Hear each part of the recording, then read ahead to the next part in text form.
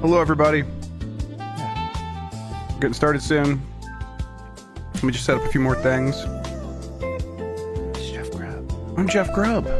From Giant Bomb. From Gigante Bombas. Let's see. That was rough. That sounded inappropriate. Oh boy. I was kind of hoping you wouldn't notice. Trust me, I noticed. Let's see here. Do I need that?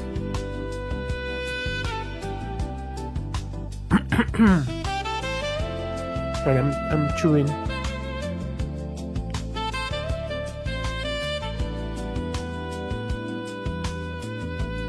You know what? I also noticed What's that, friend? you didn't pop up when Kamen Rider show up on that Sony thing. What's Kamen Rider? And I'm really Look, Christian, you have to understand. I don't Mike, know I'm not what. talking to you. I'm talking to my buddy, Chef Grubb, who I told him. When I was, Kamen Rider. you know what? It didn't look like anything to me. I don't know what to tell you, bud. Look, I think if you show Jeff and I a picture of Kamen Rider, we won't know what it is. At least I won't. I mean, I will. If you show me like it compared to like a dog, I'll be like, well, that's clearly Kamen Rider. If you show me it next to like a character from Ultraman, I'm probably not gonna know. Yes, you will. What on earth is this? Okay. South American Metroid music? What? Okay. I don't know. I'm gonna listen to that later. All right. I think that's good. This spoilers. Kamen Rider is a dog. Well, shit. What do I do now? Yes. He's got that dog in him. Remember the Power Rangers when there was a dog that turned into a Power Ranger? No. No, I don't know about that. You know what's his name? I can't forget his name. He's from Speedy. SPD Dog. There we go. All right, there's that. Let's get this out of the way and test the music. Boom, and then There we go. there's that. I'm gonna put it on Booty Boy. No. What can I find? What Oh, can okay, I no, share that's this? going through the wrong thing.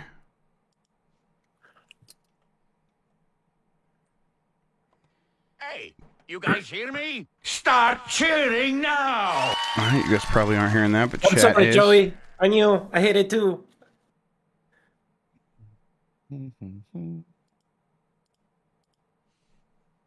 I'm sorry. Hey, you It's guys done. hear It's me? done. The sandwich is done. I killed it with my mouth. Murdered it. Wow. Wait, why isn't that? Oh, is it because I'm? Let's Am I see too what loud? I'm using here. I was too loud no. last time. I don't know, but I have you Tell me. lowered in Discord, so maybe you are. Yeah. I don't know why it come out so loud on It's okay. the I'll stream sometimes. just turn you down. Okay. There's that. Now turn let's me up? see. Now it should work for you, chat. Hey, And you it guys should work hear for you guys me? in here. Start cheering No? now! No. What is happening? Oh, I see. Okay, let's see here. Let's get this over with. I hear it now. Hey, you Yep, guys hear great. There we me? go. Start Yum, yum, yum, yum, yum, cheering yum, now! Okay, that's good. Let's get that out of the way. Let's get this out of the way. That is the wrong chat. So let me open up YouTube. Hello, YouTube. Oh, hello, YouTube. I don't people making that your thing when you had the other thing going before.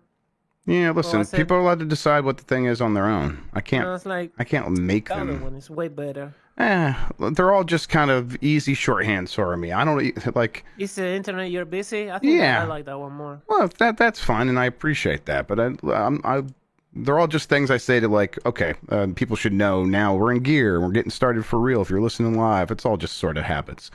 Okay, we are lined up there, and there's chat. Okay, cool. I think I'm good, Mike. I am ready to count you in if you're ready. Ready. All right, now can we go to time.is? You're not going to fool me. That's that. All right. I just want to see how sick you are. Okay. All right. Now we know. He still has his wits. All right. I'm going to count you in, Mike. Here we go. In 5, 4, 3. Hey, you guys hear me? Start cheering now!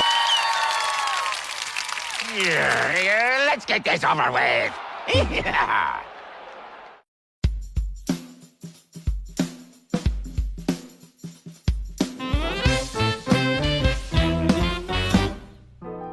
Woof, woof.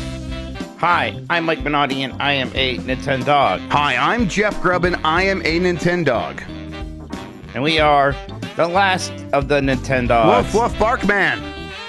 Today, Yoshi's cookies are spoiling the Super Mario Galaxy movie. And Miyamoto is taking even more steps away from game development. First off, Jeff, how's it going, buddy?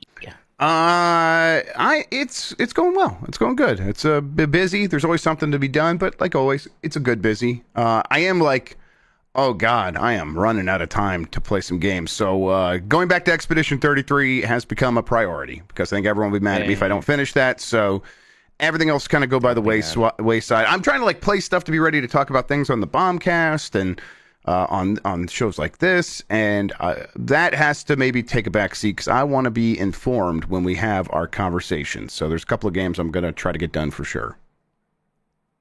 Yeah, I feel like there's some games like, okay, I need to at least try Yotei. I'm getting to feel like I should try Dispatch because that's getting talked about a lot. So it seems like that's going to be a Game of the Year conversation thing for sure. It'll have its categories at the very least.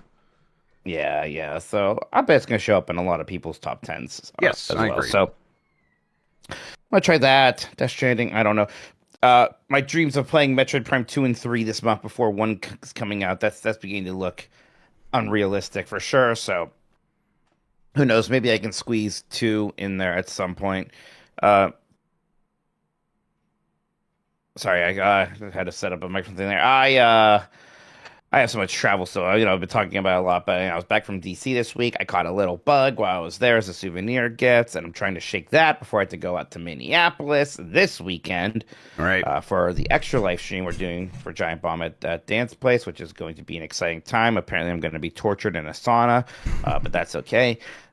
So yeah, it's all fun stuff. It's just traveling a lot in general. It can be a lot, but that's okay. But at least it's making this month go by fast, which means the Christmas time is going to be here extra soon. Yeah. That means it's also probably not going to slow down once that Christmas time is here. So then Christmas time will be over before I know it, which I can feel that already happening. And I know it's early, but that's how I feel. Did Resident Evil 4 come out last year, the remake? Or was that 2 years ago? Okay. That was 2 years ago, sir. Because I remember on the plane to Dan's beating that game. So that must have been 2 years ago when I did that. And then maybe that's the year. Yeah, you beat that before you got sick. Yeah, before I spent the rest of the time sleeping and near a toilet.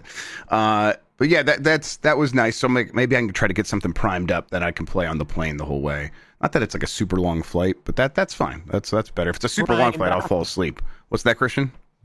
You say primed up. No, I would love that to be the case, but not quite. Yeah, no, not quite. You were mentioning 2 and 3, and I was like, I would stand for the fact that I'm a bigger Metroid Prime fan than either Mike or Dan, and then Sean shot me right in the face with like, you didn't even play 3. I'm like, yeah, but that's not what we're talking about here. It's like, oh, there's no argument against that. I haven't played 3. What do I say? Yeah, it's true. Yeah, it's rough. Exactly. And I feel that. I feel like a fake fan. Even though it's like, it's one of those series, like nobody thinks that Metroid Prime 2 or 3 are bad games, but there's nobody, it's like, actually, they're the best one. There's maybe some people who do that for 2. I don't know. But it's always like, yeah, Metroid Prime, then 2 or 3. Yeah. Oh, good. Yeah, exactly. And that's where I'm at. And it's like, I've replayed Metroid Prime numerous times now. I could have used that time to play 3. And I will at some point. I definitely did the thing you were doing where it's like waiting for Nintendo to do something with those games, and now here we fucking are. Right, that's the thing, is that I was just like assuming, and you never want to assume things with Nintendo. Of course, we're eventually going to get those on Switch, right? And like, maybe they won't, juice it up quite as much as they did with Metroid Prime 1, but they'll release them. They'll give us something, and just know they didn't, which is a lame Bummer, but oh well. Primac. So there we go. All right. I'll take a quick break real quick. We'll be back and we're going to dive into that news. We've got other fun stuff. We got a mailbag to get into today. I see the super chats are popping off. So we're going to have a good time talking with the community today. We'll be right back, everybody. All right, you guys ready to get back into it? You're starting to robot ever so slightly, Jeff. I don't know if you wanted to. Yeah. Let me server. switch the server. Okay, Christian. Yeah, do that. Oh, he's on South America. Oh, because I connected first. That's why. Oh. US South. Let's go. Yeah, that's been It's reliable. 2 weeks since you got to me. All right. We are back. All right. All right, I'm fading to black and counting you in, Mike. Do it. In 5, 4, 3. And we are back. All right. Super Mario Galaxy movie. We are talking about that more and more these days. And by we, I mean Nintendo. Can you tell I feel amazing, Jeff? This is you at the top of your game. This is it. This is me just absolutely killing it. They announced a direct is coming tomorrow, Wednesday, November 12th at 6 a.m. Pacific. It's going to feature the world premiere of the Super Mario Galaxy movie. I imagine we're going to be seeing Shigeru Miyamoto talking during this as well. Probably going to get some cast announcements for characters like Rosalina, Yoshi, if Yoshi has a voice and isn't just saying Yoshi like in the games, things like that. This movie's coming out on April 3rd, 2026. That is not that far away. It's definitely trailer time. Obviously, it's trailer time. Like that for a movie is about when we start getting trailers. And trailers play for a long time before other movies in theaters. So, yeah, they want to get that out there.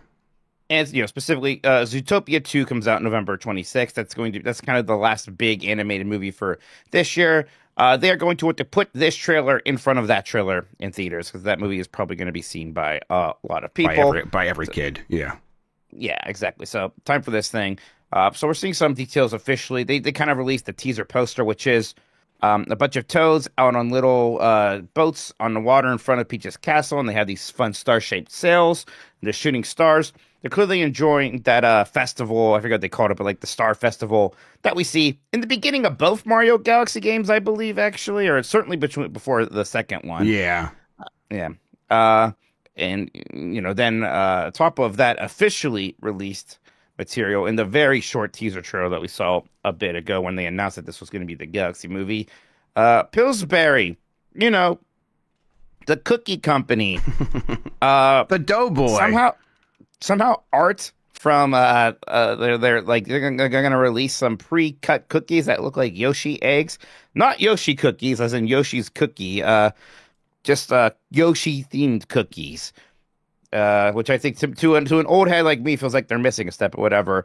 This art has come out already somehow, and it reveals the render of what Yoshi will look like in this movie, along with movie Mario doing the same kind of galaxy flying arms out pose as Mario did in the cover for Mario Galaxy 1. And then on the back of this thing, we even have Mario riding Yoshi, clear look of that as well. I mean, this Yoshi looks like a Yoshi. It's slightly, I don't know. I don't know how I would explain the differences, but there's some. But generally, it's like, yeah, that's Yoshi. I just put it in chat. You know what it reminds me of?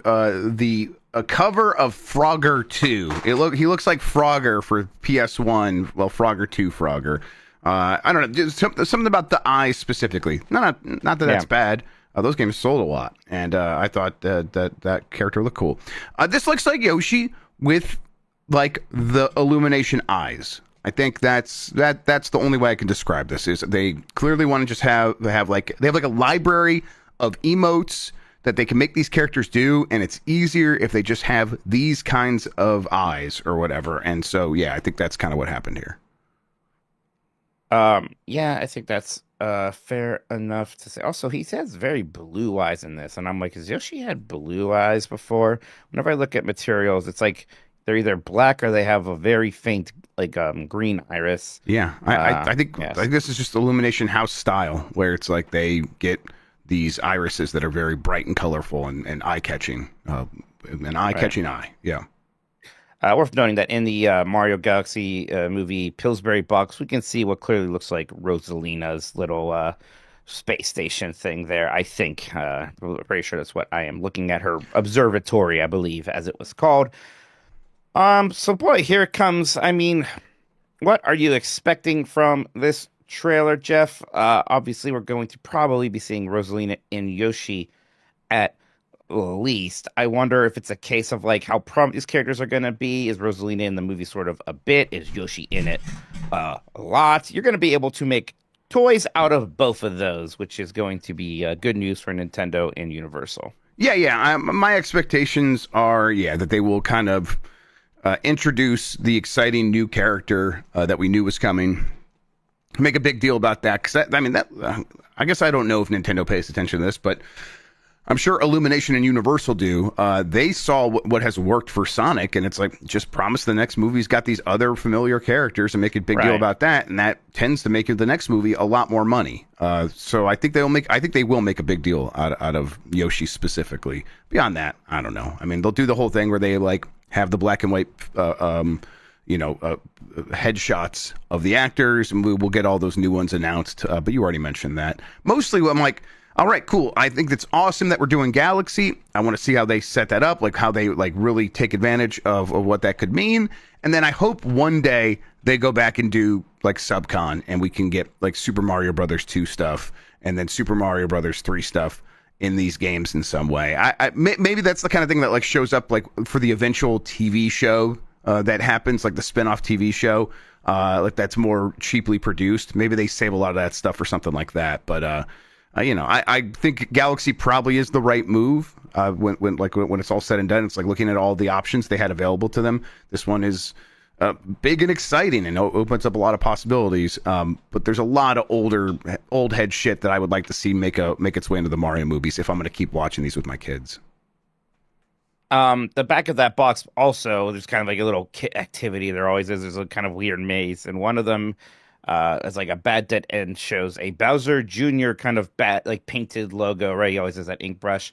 So Bowser Jr. seems to be confirmed for this. He is kind of the other boss you would always fight in the Galaxy games. He wasn't in the last movie, so it looks like he's going to be showing up as well as another villainous character. I wonder what direction they go for that one, because he has a very kind of very voicey voice, dare we say, in the games. I imagine he's just going to have a bit more of a bratty celebrity voice, like Andy Samberg or somebody's going to be the voice of Bowser Jr., right?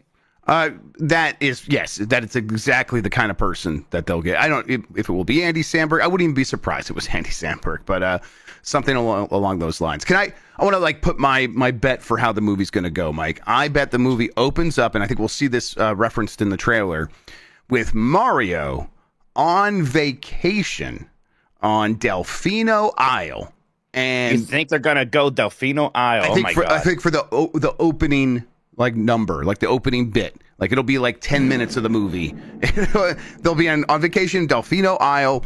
Mario will deal with like Petey Piranha or like some familiar boss from Mario Sunshine in the first act, and we'll get a good look at that in this trailer, because that'll be like the first act of like boss or first act villain that he dispatches to show that he's like the master of his universe now. And then all this other stuff will happen. Like, okay, when we get home, there will be the Starlight Festival, and I can't wait to see what happens there. And then things go bad, and it's like, oh, I'm not quite the master of the galaxy though, and so he has to go to the galaxy, and they whisk him away. That's my bet. Here's my bet. Because last time I called the Yoshi thing, yes. I think I called it down to the A cracking at the post credit sequence. I think that this time it's Wario. Wario will not be in this movie proper. Wario will be the post credit tease, and I bet we don't even really get Daisy in this movie. I bet like Wario, Daisy, maybe Waluigi, they're all kind of in the next one as like, and they're showing off like, whoa, look at this kind of bizarro Mushroom Kingdom, and they have their own prince, and this weird guy who looks like Mario, kind of a thing. I can't believe you stole my thing from Chad. That's crazy. I didn't see your thing in chat. Look, I don't think it wasn't exactly going out on a super stretch. That's true. there, right? A lot of I'm people not- is thinking the same thing. Yeah. yeah, I don't have a crazy shot like this Delfino style James Bond style opening mini movie first or whatever, but we'll see. We'll see. Yeah, I'll be curious. I wonder what licensed music we're going to be hearing in this one. I hope it's all the same licensed tracks from the first movie again. Just do a hero. I need a hero. Just do that 5 times. Yeah. I will say it's not even like it's bad that they use so much licensed music, but they pick the lamest shit. They pick the most obvious shit that they've used in some of their other movies like a dozen times. It's crazy. And so that's why I'm like, yeah, that continues to be the thing I'm least excited about, but whatever. Are you expecting the Kongs to do much of this one? Do you think they're completely absent and they're saving them for an unannounced but probably inevitable spin-off movie? I think that there is, again, this is a first act thing. If we see Kongs, they'll be in the first act, and then they're left behind with the suggestion of like something could happen in their own spin-off thing here pretty soon. You think Luigi's going to do much in this one? Yeah, because they made such a big thing about it being the Mario Brothers. I guess they tend to split. They did in the up last one. This one is just the Mario Galaxy movie. It doesn't have brothers in the title. Yeah, you're right. I mean, he'll be in it, but I feel like it's not like he's going to be with Mario the entire adventure this time. Last time he was like the C kidnapped. plot. Yeah, he was the B plot last time, and we saw him kind of doing this thing. I think maybe he'll be reduced to a comedic effect role. All right, we're gonna get this trailer tomorrow. A better idea of the Galaxy movie.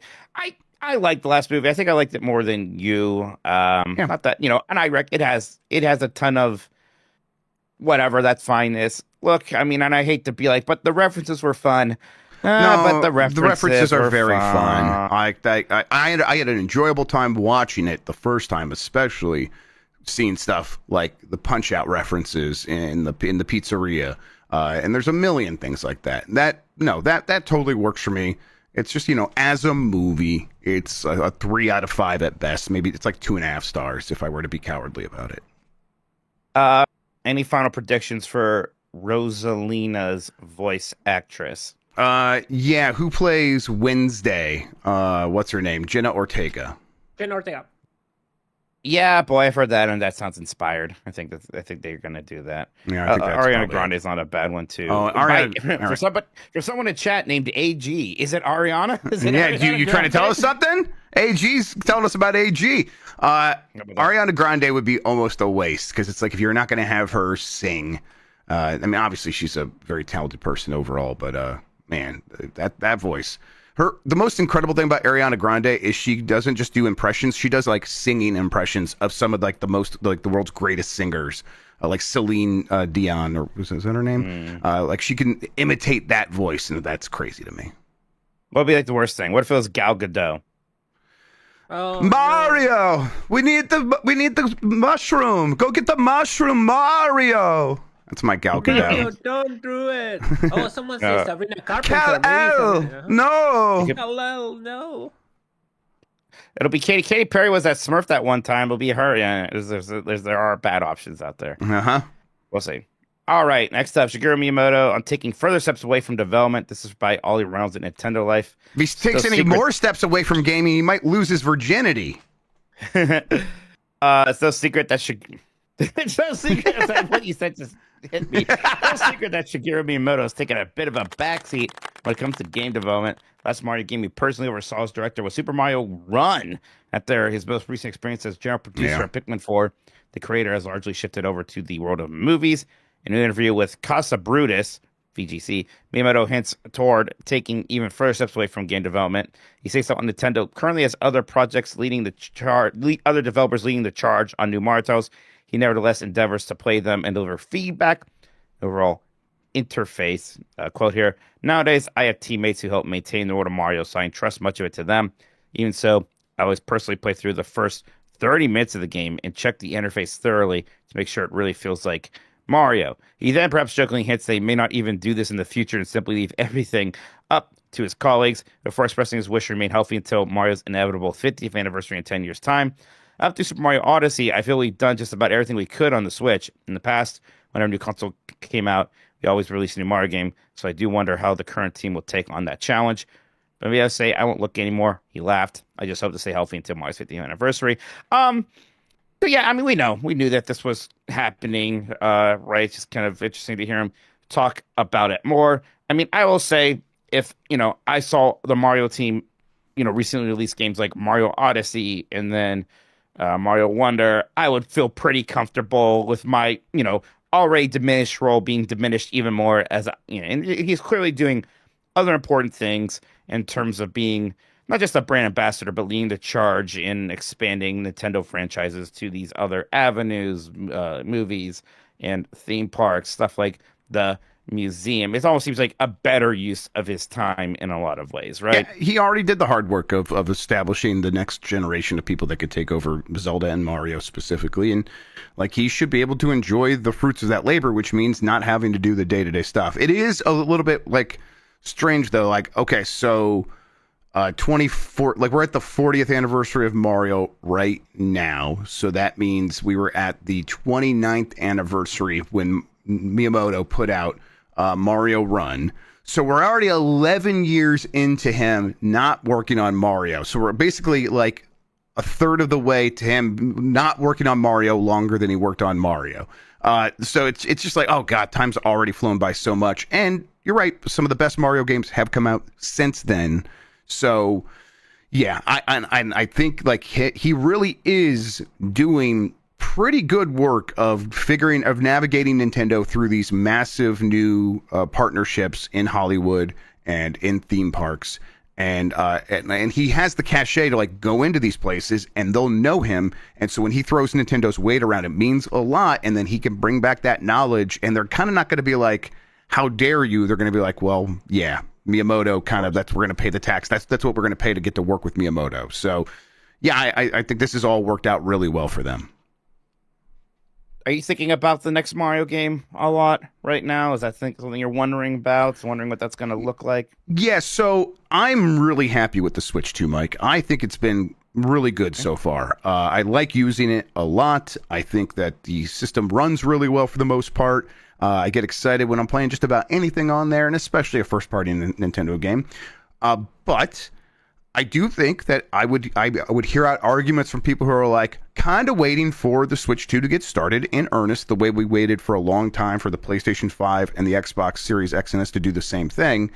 Because it's like, okay, so most of the stuff we've received from Nintendo for this thing so far have been Switch 2 editions of Switch 1 games, and that even includes stuff like Animal Crossing and updates for Pikmin 4. So in my head a little bit, it's like, okay, yeah, that's true to a certain extent. So what would be like the marker of like, oh, the Switch 2 has fully arrived? Well, obviously a new 3D Mario game. And I don't think they can go all that long, or it's Nintendo, you can't say anything like that, but it would be weird if they went much longer without one. But they just had a game from the Mario team, so it's this conversation we've had a bunch of times now. But and then the Mario movie's coming. They're gonna want to have something alongside that, and of course they have all these Mario games they can continue to sell to people who are in that movie-going audience that aren't paying attention all the time, and they'll do that. Like Mario Galaxy and Mario Galaxy 2, which have recently been remastered and bundled together. Exactly. So like they're in a pretty good position, like to take advantage of that. But boy, if they could have another new 3D Mario game to sell Switch 2 to these people that like everyone is talking about as like the next, the best thing since sliced bread. That will go a very long way. So, and I'm like, that's what I'm thinking about. And then I'm like, what can that game be? Is it going to be like, is it going to be like Bowser's Fury? Is it going to be more like Odyssey? Whatever they want to do, I'm going to be down for it. Jeff, stop. This is the police. What's the best Mario game ever? It's Super Mario World. It's Super Mario Odyssey. Fine, Mike. There you go. World's a fine answer.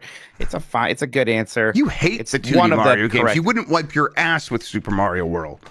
No, now wait a second. I've always said that even though I definitely like almost all the 3D games more than the 2D games, World is definitely the best 2D game. And it's one I go back to the most. There's a part of me that is still a little bit like, I think this should have been the Super Mario World movie. But yeah, going to Galaxy, I get it. I do get it. It's like they can always pull in stuff and plot points into these kinds of movies and kind of bounce around a little bit. I'm at first I was a little surprised that this is the Galaxy movie, but now it's like, okay, they escalated pretty quick, but I still think this makes a lot of sense. The Galaxy stuff is all going to be really fun for them to play around with and make the movie feel very different. What do you think they call the next movie then? Yeah, I don't know. You already skipped over world. You can't do world after you do a galaxy, right? Right, exactly. I don't know. Universe. I think it's just called Odyssey, honestly. I think they'll just go to Odyssey. Honestly, at that point, if we're thinking about it logically, I guess that's the next thing that can be after a galaxy for sure. All right. That's it for the news. We'll take a quick break. We'll be right back. We'll take a look at all of these wonderful super chats that I see. BRB, everyone. All right. It could just be. But the third one, I think they're just gonna drop the video game reference on the names. But Because yeah, they already know. I think they do it for us, and we're not gonna matter by the time. Well, so do you think the next one's like Super Mario Brothers 3 or something? Yeah, maybe that's actually what they do with the next one. The next one's Super Mario Brothers 3 with the number, and it's all about getting the raccoon tail and the sure, all that shit. What are the Japanese raccoon dogs called? Tanuki. Thank you. Tanuki. Wow. Pokemon. Pokemon. Mario 3. Pokemon. No. Pokemon. Kana. Pokemon. Pokemon. Pokemon. Pokemon. Pokemon. Yeah. Pokemon. Pokemon. Hey, I'm walking here. I'm gonna catch this Pokemon. Hey, get the hell out of here. All right. I go for Sora Mandani. All right. What's your final answer, Jeff? What's your final answer? Pokemon. That's good. That's good. Okay. That's pretty good. Okay. It's yeah. Technically, it's Pokemon. K. Okay. Everyone just says from Pocket. when you're just like talking in everyday speech, you sort of swallow the vowel. Yes, that's called, where it's like Pokemon. Okay, yeah, that's acceptable too. No one okay. cares. It's only if you do the old school Mike, you have Pokemon. Right? Yeah, you don't want to be Kind of Pokemon. use the K sound, so I'm following the letter of the law here. Okay, well, Pokemon. I asked for the nerd's opinion. Pokemon. Oh, I swallow my vowels constantly. Wow. Yeah. Marino's right. As long as you're not saying pokey, you're fine. Yeah. So yeah. The Pokemans. Pokey. He's then over playing the Pokemon, and then he goes to his room and keep playing the Pokemon. I still think about Tim Apple saying Pokemon when Pokemon Go was first very popular. Said in an earnings call. The Pokemon's doing really well. Pokemon. Nah, he's old as fuck. He's decrepit. Yeah. Actually, it's Pokemon. But that's what I said. It's yeah. That's literally what I just said. I can't read. Actually, what the thing I said. The origin is Poketo. Pocket monster. Pocket. So yeah, it'd be Poke. Oh no, I'm leaving. I was praising Jeff because he did it right. I got it. It's all good. It's all good. He's learning. That boy Jerry said we're supposed to say Deku wrong. We talked to them, and I believe they said to say Deku, right? Deku deals? No, Deku deals. Deku deals. Fuck! The way we're saying it in the ad is the way that they told us to say it. I thought I always said Deku, and I promised I would say Deku instead. Well, but I know. This is an American company, isn't it? Yeah. I don't know. Yeah. And then it's gonna be Deku. The word is Deku. They say Deku is their company, so it's Deku. Exactly. And that's how it Where is. the word comes from, though? Maybe it's a English word. I think it also helps to be a legally distinct pronunciation. Who's to say? I don't know. True. So yeah, Deku deals is and I double checked. I'm pretty sure that's how they say it. So that's how we're gonna keep saying it. They're the ones. Did you ever tell them to fix your thingies? No, you like RPGs and fighting games. I mean, I do like those things. They should not be the first things under like Jeff Grubb's likes, but I do like those things. That's fine. He loves fighting games. It doesn't say love. Did they mix up the people with hair on the website? What? Maybe. Were those supposed to be yours? I can get one. Yeah. Why did Sean didn't get one? What the fuck? Fuck Sean. Wait, Chuck didn't get one. He's only good for teaching me how to say Pokemon. Wait, Chuck doesn't have one either. What the hell? What the hell? Take it up with Deku deals, all right? Listen, they wanted that star power, I all have a right? conversation with. They came to talk to Deku Daddy. People that Mr. All right, let's get going. Fade into black. In 5, 4, 3. All right, Jeff, I'm back. I went to the store. They have a new flavor of Coke Zero. Ooh. It's called Holiday Creamy Vanilla. I'm not sure how this is going to be distinct from normal vanilla Coke, which is really all I want is vanilla Coke Zero, which you can't really find very much. So I'm hoping it mostly just tastes like that. I don't want it to be like extra cream soda flavor. I'm not really a big cream soda guy. Brad Lynch said it's cream soda. As you said that, I was reading that. Yep. Okay. Yeah? Just do, That's do, very good. do the thing that It's the lady mostly does, vanilla right? Coke. No, it's mostly just vanilla Coke. It is a little bit creamier at the back end, but that's very good. That is just kind of vanilla. Yes, this pleases me. This is what I wanted. Vanilla Coke, when it first popped off, I drank so much of that. And then I was like, I think I like drank too much, and I was like, I don't need that ever again. But maybe I'll try this. Everyone seems to like it. It was the most exciting cold development we had, and like Pepsi was desperate, and the only thing they had was Pepsi Blue. Remember that? I do. Yeah, that didn't work. There was like one guy at our lunch table who had a Pepsi Blue every day. He loved it. And I was like, "You're disgusting." It doesn't have anything to do with Pepsi at that point. There was no Pepsi in there. It was just some blue drink. Yeah, I like when Pepsi does the thing of like when it bring back Crystal Pepsi. I drank some of that.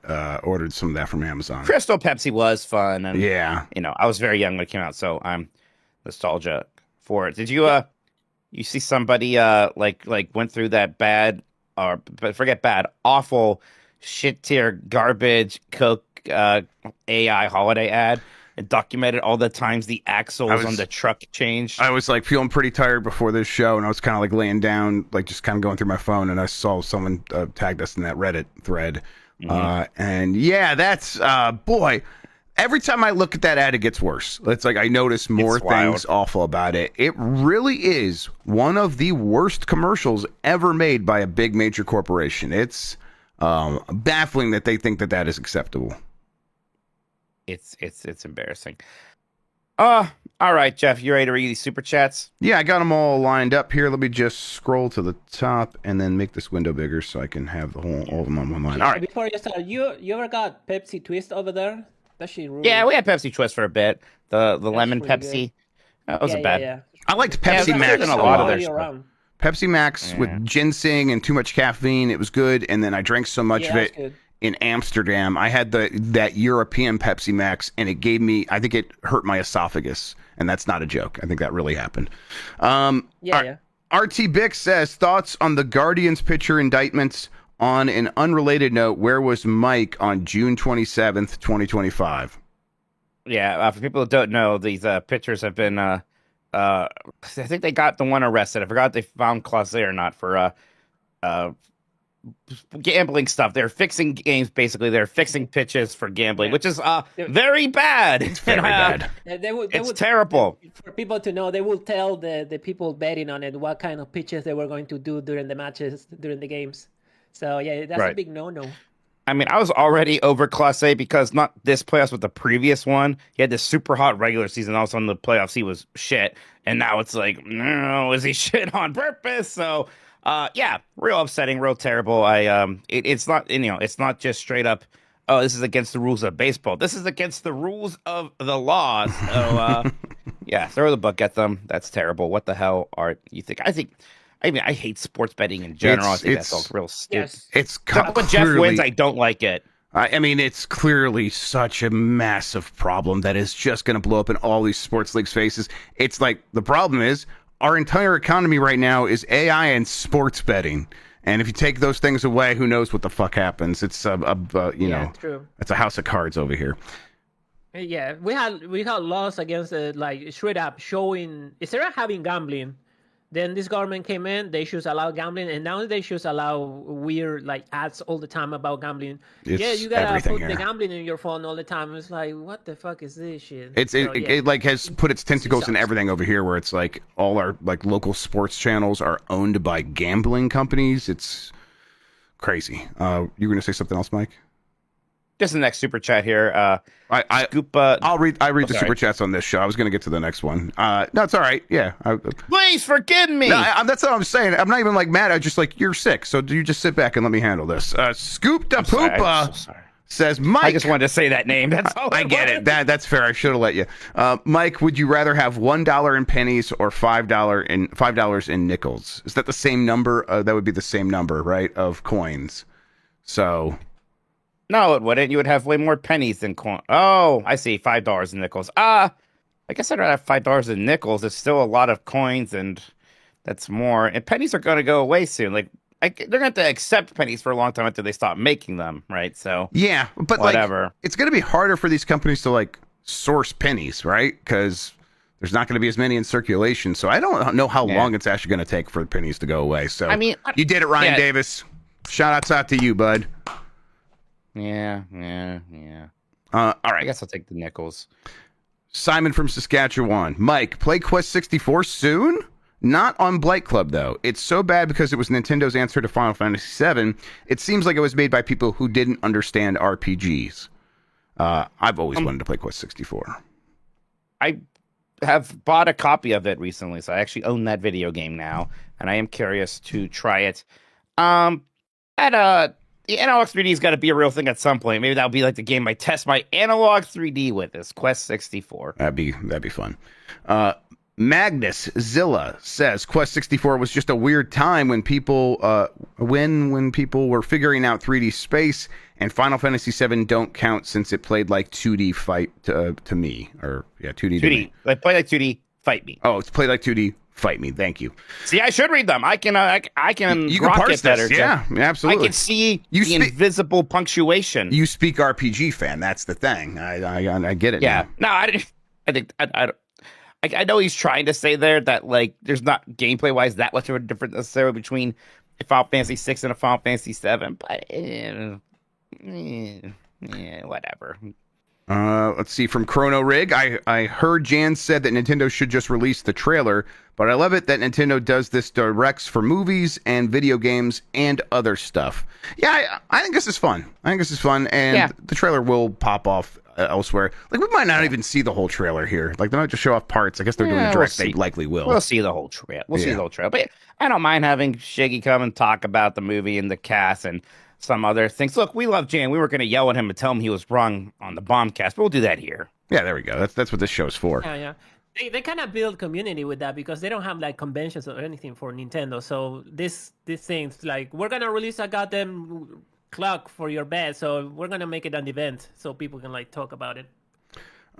From Adam GC, inhaled Ninja Gaiden 4 over the weekend and think it might be challenging Vanquish for my favorite Platinum game. Platinum still got it. I've not touched this one. Did you play much of Ninja Gaiden 4? I played it on the site for a couple hours and I really right. enjoyed it, but then I just haven't really gone back to it. I do. I like it. Does like that. There's a part of me. It's like, well, that was a game that got an 82 on Open Critic, and there's so much I need to do. And God, Outer Worlds 2. You know what? I gotta not do that for Outer Worlds 2 because I really liking Outer Worlds 2. And then it was a thing where it came out, and like a lot of people said, like, actually, this game's just okay. And I don't think so. And I shouldn't let these other people influence me. I should just go back and continue enjoying it as much as I was. Yep. Same. I'm kind of doing the same thing, and I should play more of that, especially since it runs so well on Steam Deck, and I just need to play something. Let's see, Dat-Boy Jerry. Mike, you're going to check out that Tales of Xillia remaster. Obviously a super busy time of year, but you're the only Tales of sicko at GB. It's good. Yeah, I just saw today that this had come out. I didn't even really realize that. I do want to. The Tales of Grace's F remaster happened this year, and I played through all of that. And it's not too often that I do something like that, and then I'm kind of like, I wish I didn't play through all of that. I should have just stopped halfway through when I was kind of bored. So I'm like a little Tales out at the moment. I think generally people like this game more than Grace's F ever was like. But still, no one ever says this is a top tier Tales of game. So it is almost something I do want to check it out more than I really want to play through all of it. It's rough because there's Strikers 1+2. I still haven't touched Final Fantasy Tactics and feel very bad about that. So it's this is something I can see myself getting back to much later, and probably not this year. This is from BRTR Berter. Haven't seen any Mario movie imagery in a long time. Forget Yoshi. Pillsbury Mario is looking doughier than usual. A bit off? Definitely a jolt reminder. I mean, it's just seeing. That's just. It kind of reminds me of the first time we saw movie Mario and that other leak thing for the first movie. Movie Mario, for some reason, looks worse in renders than he does in the movie. He looks really weird in these renders. He looks rounder and odd. Yeah. In motion, I think that's what it is. It's like they are made this way because this is how they rig up more naturally for the animation for Illumination. So once they're in motion, it's like, oh, it looks natural now, and that makes sense. Kind of just standing there, it's very easy to see all the differences between this and the video game Mario that we're used to. From Zyram, Mike, can we get a tactics start on the next Mega Man? That might be a good idea. I would love that. That would be a good excuse to do that. I don't want to influence you, but I would love that. Yeah, I might get to Monday and realize, this game came out, and maybe I should play that instead. Oh my god, Mega Man, bro! I still think it's a fucking video game. That's such a bad name, bro. Fix it. No. It's Giant Bomb. We will never fix a bad name. So confused. No, I love that. That's fantastic. I love you were confused about the fact that we have a Monday night show coming back, though. Okay. Well, no, the whole thing with Monday Night Combat, I thought he said Pokemon Monday Night Combat is that it doesn't usually happen on Mondays. Oh, does it? I never looked at it. Yeah, I think that's what Jan said. I'm like, I didn't remember that part of it, but that's what he said. Okay. Yep. Let's see, from the Uncharted Wolf. Yeah, there we are. Guys, Yoshi could be played by Aquafina. Oh, no. Yeah, I would. Listen, I think that'd be fine if Yoshi had a voice. Why not? No. I think it'd be fine if he had a voice, but I do not want to hear Aquafina in another animated movie ever again. Right, but, that's going to keep happening. Aquafina will be in a Mario movie at some point. No, I think everybody cast her around the same time, and then they all realized, oh my gosh, we all got the same person in our movie, and everyone got real sick of that very fast, unfortunately. Let's see here. Jay Mall. I'm going to Tokyo for the first time at the end of December because I am going to Wrestle Kingdom. I have a clear day right now. I was wondering if Mike thinks a day at Tokyo Disney is worth it. A day. I mean, I would. I would move heaven and earth. It'd be the one thing I would do if I ever went to Japan, honestly. And boy, even part of me is like, I would need 2 days because I do want to check out the Disneyland park there and the Disney Sea. Their second park is supposed to be gorgeous, although apparently pretty crowded these days. Apparently, I saw somebody recently complain about how crowded it's been getting there lately. But I mean, me, of course, for me, that would be the top tier priority. From Joe Beezer, Mount Rushmore of legally distinct video games. I'd have to think about it. Explain to me. So it's like, we were saying earlier, like when a video game or a thing is very similar to another game, but they change something slightly so they can kind of, like Deku deals versus Deku deals. Well, no, this is Deku deals. There's nothing to do with that thing from that Nintendo like property. Power World? Yeah, exactly. I don't know if I have a good Gianna Sisters for Mario. That's good. Moloxis.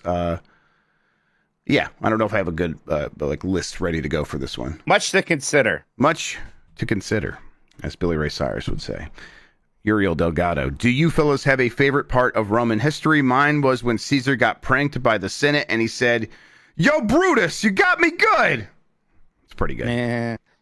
Pretty good. I mean, the Caesar stuff is always the most super interesting. And then the fallout of that.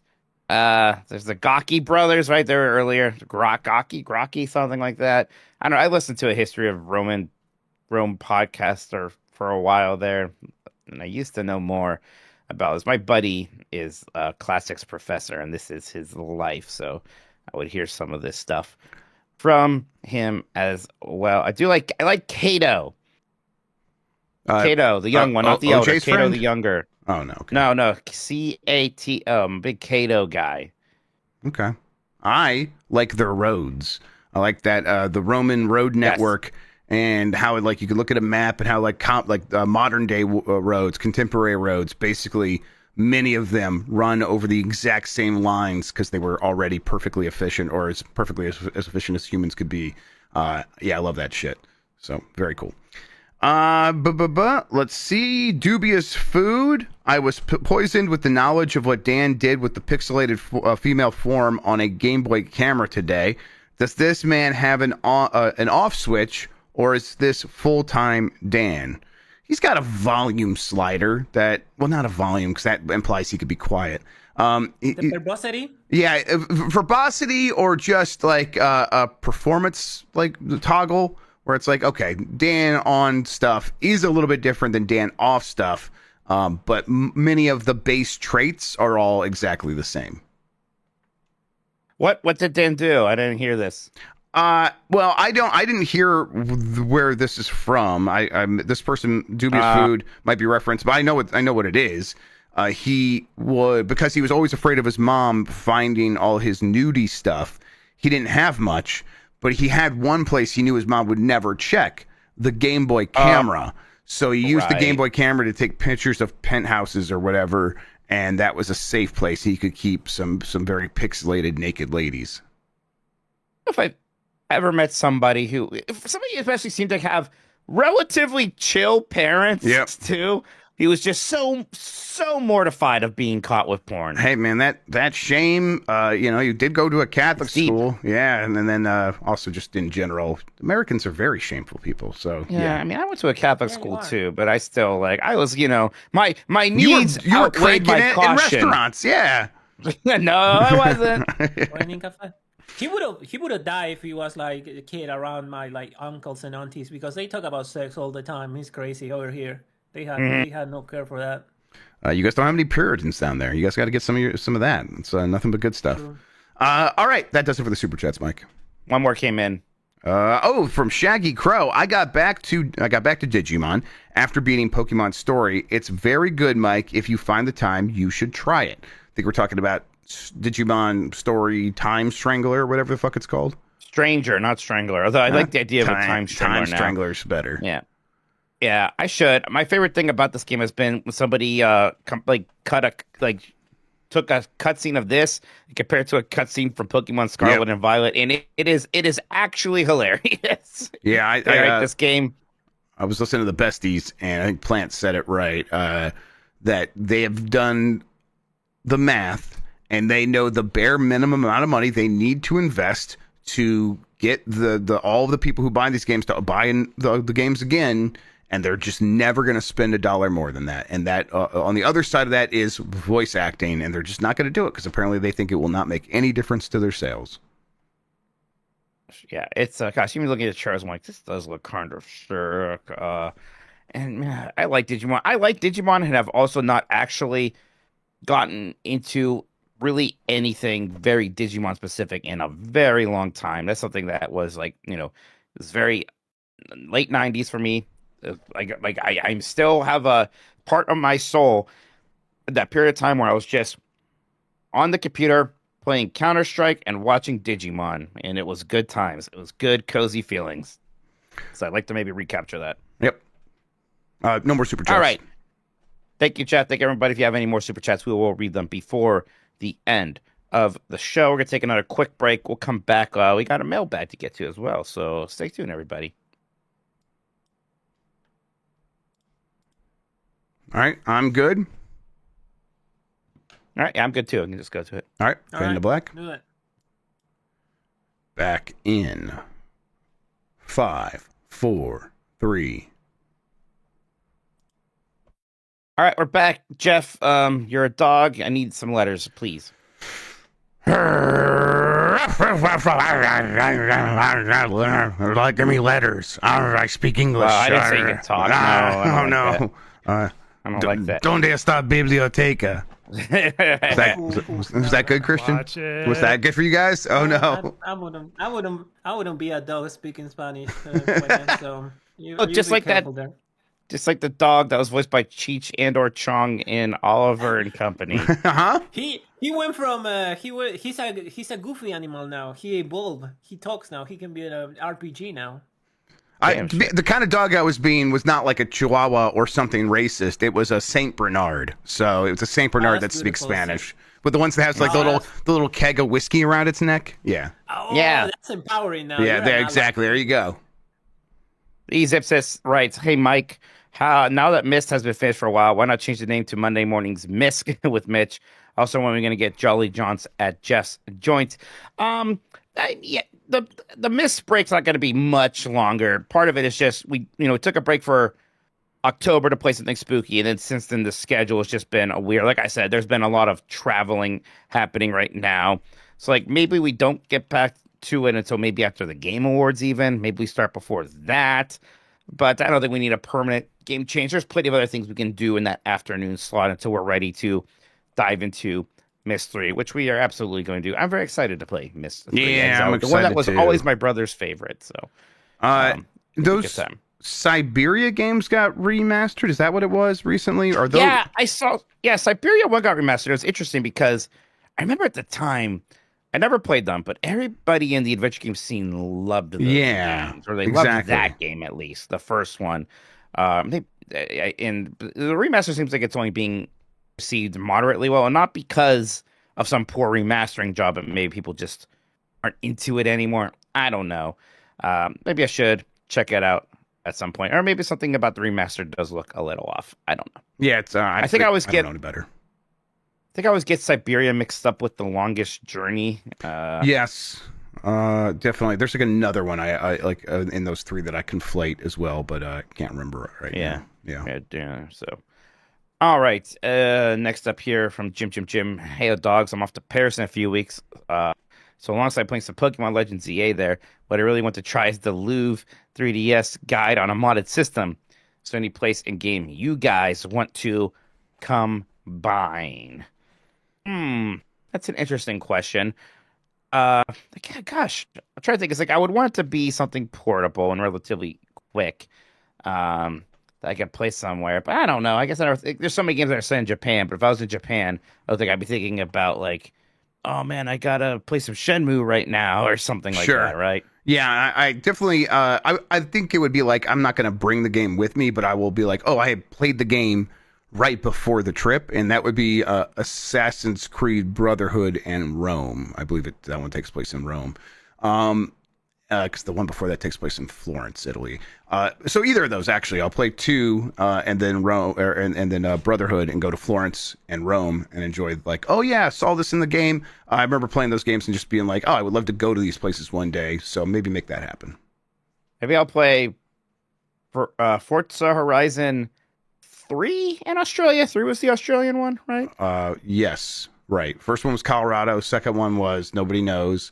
Third one was Australia. Then England, Fourth was Mexico. England. Yeah, Mexico, yeah. And then now Japan. And then Tokyo. Okay, there you go. Jamie H1224 says, was Fallout 4 released with Fallout 4 releasing on Switch next year? Do you think the rumored Fallout 3 remaster will come too? October 13th, 2026 just so happens to be Fallout 3's 50th anniversary. I think, remaster, remake. I think remake, what they did with Oblivion, they are doing that to Fallout 3 right now. Yep. That has almost certainly got to be the plan. That has got to be happening, and I wouldn't be surprised if we see that as soon as even next year. I agree. I think we see Fallout 4 remaster earlier, and then the Fallout 3 remaster or remake, I guess it would be late next year or whenever they can get it finished. So maybe that's not until 2027.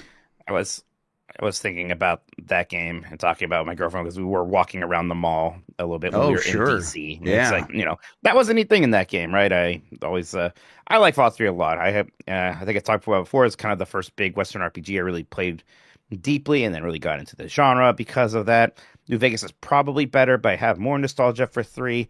I'd be curious to see what that game looks like now. Agreed. Blaze Noah says, I ran my first ever half marathon this weekend in under 1 hour and 47 minutes. Super punt. What was the last thing you were proud of accomplishing? Yeah, that's good for you, first off. Yeah. I mean, our marathon was just staying up late and playing video games, but I was proud to make it through that and do well with the bombathon. That felt good. I was really proud recently of how infrequently I fall. I guess you could say I have a lot of pride in it, and then wow. and then cometh the fall cameth after that, and I fell down because it comes yeah. before the pride comes before the fall. I did. I did a really good job cleaning my bathtub recently. That thing needed cleaning, and I got in there. That's impressive. Yeah, I felt really good about it. It's like it was like an hour's process. The thing was filthy. It needed a lot of work, and when it was done, I was like, "Hell yeah, I did it! I'm a hero." I felt really 2%. good Sunday when I raised those over $400 on. Good job, Christian. Yeah, I was proud of you. I felt really proud of you too. Sorry I couldn't watch any of it because I was in DC, but appreciate it. Thank you everybody that came by and donated and hang out too. Amy had a Veterans Day concert today and sang Yankee Doodle, and she was really excited because she likes that song. And I was very proud of her because that's the first time she's had one of these school concerts where she wasn't sort of miserable and wishing she was doing anything else. I think she has come around on it, and that was great to see. Nice. The theater kid energy might be emerging. Tuber says, I had a dream where I went to an all-expense-paid trip to a beautiful resort, sipping on drinks and having a good time, and then Miyamoto came out and started talking about the new releases coming to the Nintendo Music app, and I shook myself awake in a cold sweat. That's the worst gaming nightmare you've had. Gosh, I mean, I don't know. Even that sounds more specific than I feel like I can remember any of my dreams being. I could just remember the one time I was playing too much Diablo 2, and like during my I had like all my dreams that night. I just permanently had those orbs with the red HP and the blue mana.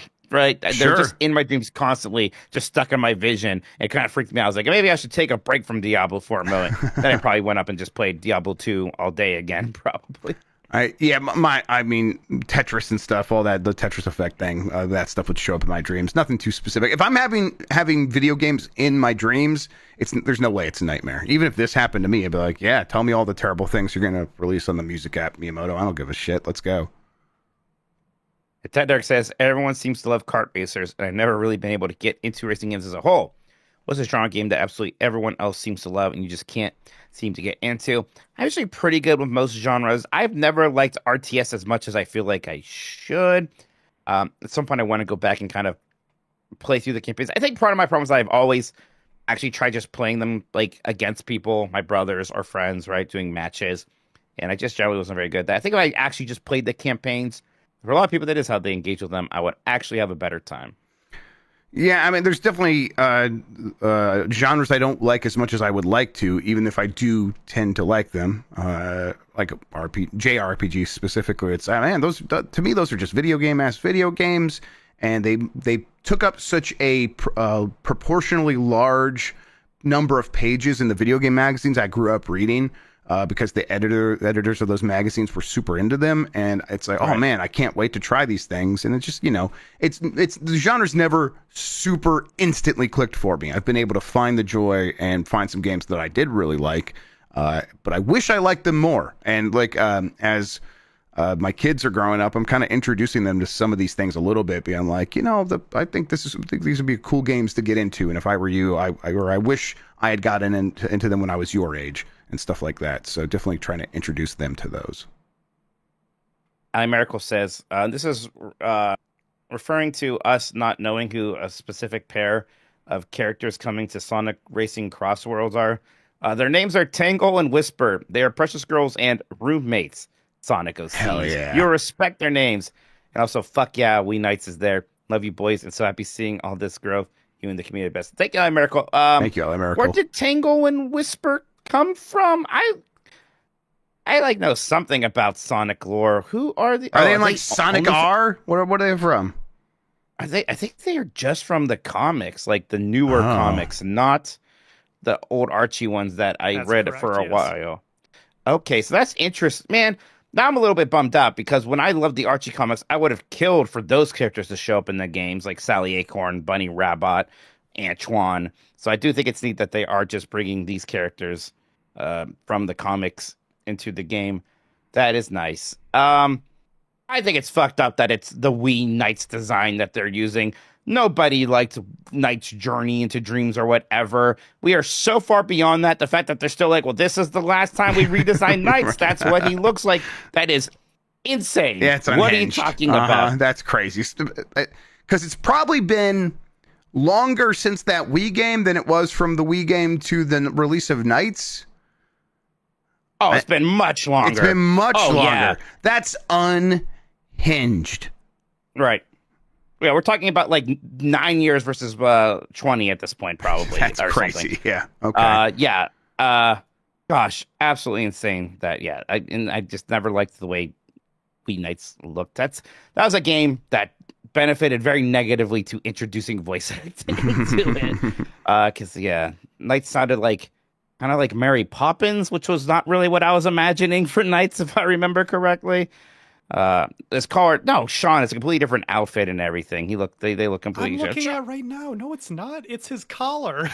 That's like the only difference. It's the same jacket and everything. Knights, Wii versus Saturn. I don't like when they fight, Jeff. Well, you just got to let him get it out of their system. Wii versus. Yeah, I mean Saturn. the color looks real stupid. The jacket looks bad. Yeah. No, it's much worse. Mike is surrendering. Mike, I'll take this win. Thank you. No, I'm looking at it right now. It's much worse. It's much worse. I hate it. I hate looking at it. I hate looking at Wii Knights. Oh God, like, the jacket is so fucking busy. I will say that I'm like, Knight's Journey of Dreams. I'm looking at this character. I dislike looking at him in a way I don't dislike looking at the Saturn one. So let me look at the Saturn one. Saturn Knights. Yeah, yeah. Maybe you never liked him. The Saturn Knight's definitely better, but you're right. I actually don't like this character in general. So I'll cede my time. I'll let you guys continue. Once again, your fight. wishy-washy Jeff refuses to take a position. Well, I just don't like him in general. Is the position I'm taking? Sean is just, taking out Miracle Sign and everything. Because Miracle's next thing here is, and yes, Sean's taking over as hottest due to current Giant Bomb prior to Jin and Drew before him. Sizzle. That's rare company to be in there with Drew. I'm scared. I'm scared Chuck's gonna take the crown next. Yeah, listen, we all have to deal with the rise of Chuck. Yeah. Yeah. He got married. They get hotter when they get married. That's true. I don't know why. True. He's off the market. You're both tall, so you're fine there. He's taller. It upsets me. He's taller? Whoa. Really? Oh, Yeah, he's tall. Damn. I know. He had his head so hard in the basement on that thing where we put the two tall guys in the very small. Did, Jeff. Oh, of course. Oh, the shit. other night there was an audible crack when I hit. Oh, buddy. Okay, man. I heard Chuck, so it was just bang, thump, and I'm like, and I went in the basement. He's huddled on the floor. I hit my head. There's like a comical smack sound, and Chuck just looks over where he's like, "Are you concussed?" Or the first words out of his mouth. Chris 2K says, "Hola, doggos. I was thinking about my personal top 10 video games, and I realized that many of my favorites are actually from the last few years. I think we as the human species have become pretty good at making games. So my question to you is, what's the most recent game that you put in your top 10 right now? Mine is Silk Song. Love ya. Bye." I'm pretty sure my most recent one is the Resident Evil 4 remake, which I have in my. This is a fun thing. Good thing I document these right now. That is my number 10th best game of all time. After that, you'd have to go to Mario Odyssey, which 2017 is not super recent anymore, but that's number 2 on my list now. So that one's doing pretty good. How about you, Jeff?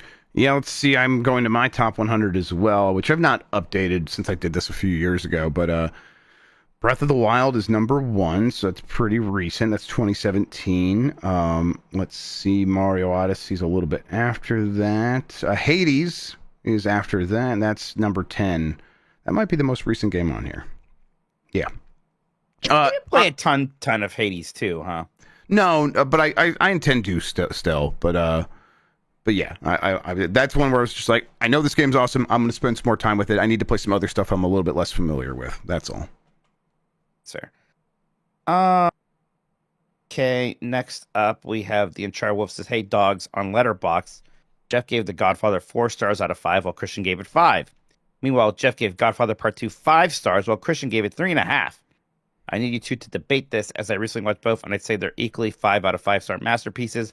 And Mike, I hope your day is going good. All right, get at it, you two. Yeah, you just don't like it as much. Why?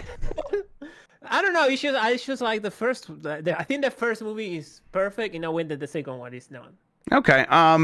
Yeah, like It's that. just That's how my star system works as well. It's like the 4-star just means, oh, I love this movie, and 5-star means this is one of the best movies I've ever seen.